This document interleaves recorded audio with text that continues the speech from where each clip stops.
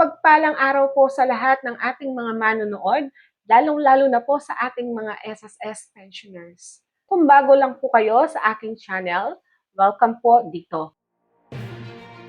Sa video na ito, ating pag-uusapan ang official crediting date ng June 2026 pension ng mga SSS pensioners.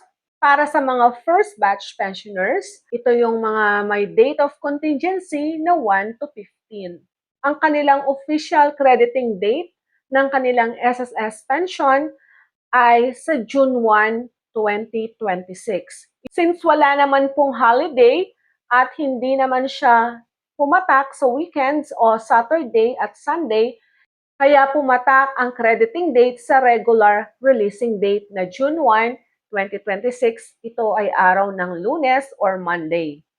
Ngayon naman po para sa mga second batch pensioners o yung mga pensioners na may date of contingency na 16 to 30 o 31, crediting date ng inyong SSS pension sa buwan ng June 2026 ay sa June 16, 2026. Pumatak din po sa regular crediting date ng SSS. Ito po ay araw ng Martes o Tuesday. Ito po yung magandang balita para sa mga pensioners na hanggang May 31, 2026, ang inyong SSS pension increase ay isasabay na po yan sa inyong SSS monthly pension ngayong June 2026. So instead po na makukuha ninyo ng September 1, 2026, so napaaga po.